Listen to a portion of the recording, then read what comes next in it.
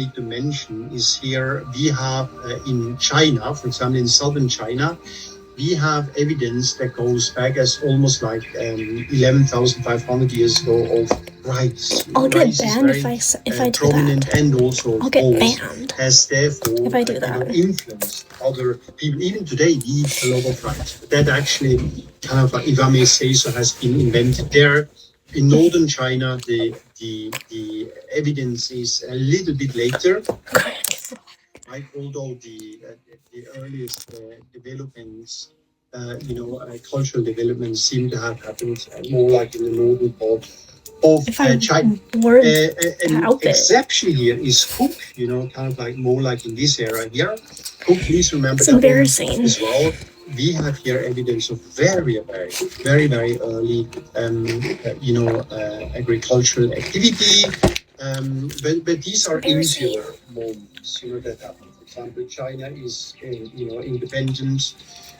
Cook is independent, but the main stuff that happened did happen in the Levant and has influenced Mesopotamia, and has influenced Egypt, and has influenced Europe, and has even influenced. Oh my gosh. So just like a little bit, just like one example of barley, one of the world's most important crops. He's, heads out, from the Fertile Crescent here at about 9,000 BC. Exactly. Kind of slowly but surely, so we can see very clearly, genetically, how barley has been, exported somehow, in these ancient times, and went, first of all to Europe. It went also to the northern part of, Central Asia, but then also to India, and then finally also to China. Whereas here on the outside, China, okay, thank you. Gave us the right, Look, the white, so there's the like white jacket with the cultural interference, bunny ears, also in terms of crops and so on and so forth. So how did it all begin? The Neolithic Revolution obviously began like this. The guy angry, hungry, destiny, right? So destiny that happens again like this. The guy angry, that was so cute. Hungry, probably hangry. Hungry and angry, hungry, and then he just went for the meat, right? Then later on they thought, okay, so let's do it this way. I'm the hunter. The man is usually the hunter. The woman is the gatherer. So one day he comes home and says, "Hey, kind of, what is this mammoth doing in our, in our garden?" Thank you. And then she said, "Yeah, I know you are the hunter, but this mammoth was actually standing in the stuff I wanted to gather, so I just killed it, right?" So funny, but. The other thing is also we need to understand women were also sometimes hunted. This is the final result here. Get it together Homo for me. sapiens, for the last of the hominin line, but with McDonald's. Okay. Now, before we head into the Neolithic Revolution, just one thing: the broad spectrum revolution. Please remember that one. Two. I would say the broad spectrum revolution, it's an incredibly complicated term, but it's actually very easy. What it means is that from now on, many plants and animals were hunted, gathered, collected, caught, and fished, right? Ooh. So we can see, if you remember, it's also a little bit seen in, for example... Is this okay? Is that fine if that's playing in the background? Or is it annoying? Mostly was meat, but then also a few things. But as soon as the humans come in, the Homo sapiens sapiens species, they try and really, cleverly, I have to say, not only to eat meat, but also, the vegetables, also the tubers, also the nuts, and so on and so forth, and also fish and sea mammals, right? So here you can see, and I'm not saying we are cleverer than the Neanderthal, but it appears that the way our forefathers and foremothers have tried, perhaps knowingly, perhaps not knowingly, who knows? We don't have any evidence of that. The only evidence that we do have is that they actually ate. Look who's first place now. This is now the broad spectrum revolution, where slowly but surely our hominin, ancestors were, eating, kind of many pans. Not on here. And Where? also animals were hunted, gathered, collected fish, and so on and so forth. That is very important. The fact that our forefathers had a good diet, even a better diet than, for example, the Neanderthals, is indicative of something that the humans either knowingly or perhaps even unknowingly did. But it was a very clever thing to just begin to eat different things, and not just like especially meat as with the Neanderthals.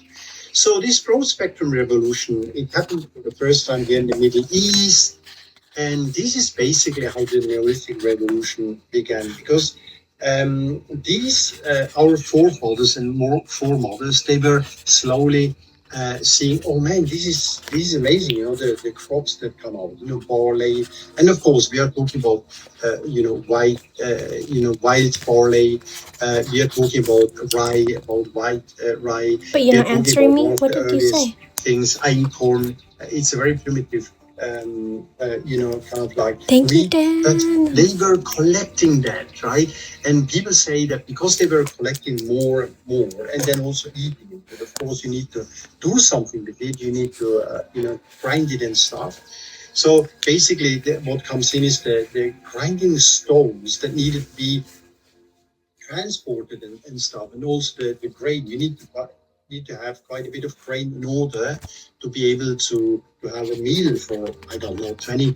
Let's say if one of these hunter-gatherer groups was about 25 people, you needed actually quite a number of grain for that. So that all has led to the fact that people were slowly but surely trying to set it down, because they couldn't take kind of like carry the grain around, or kind of like the millstone, the very primitive millstones that they have. So the archaeological evidence really very nice and clear, what happened at that time, and what also happens, and how the Neolithic revolution actually developed.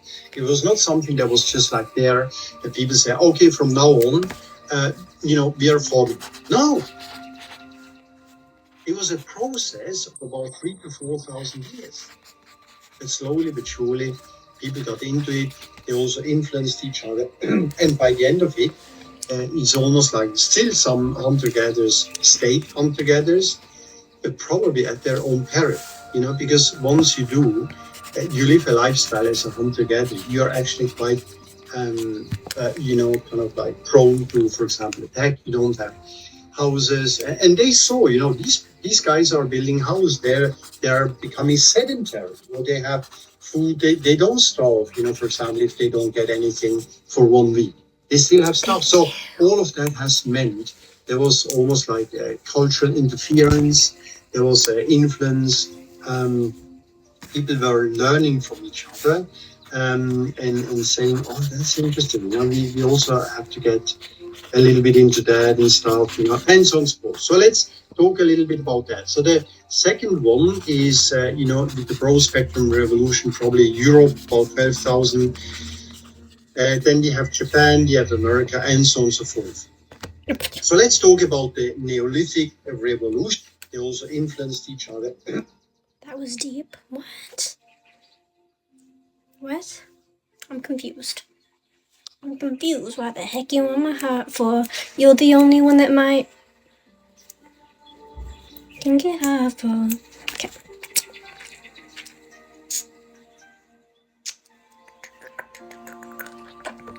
Can you hear me?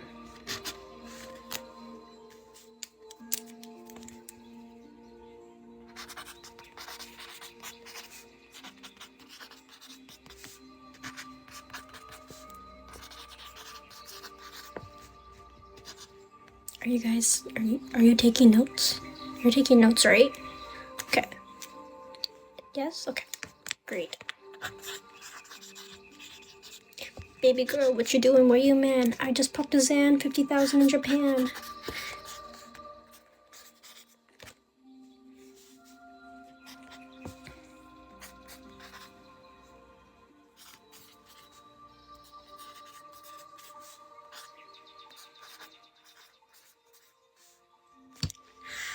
What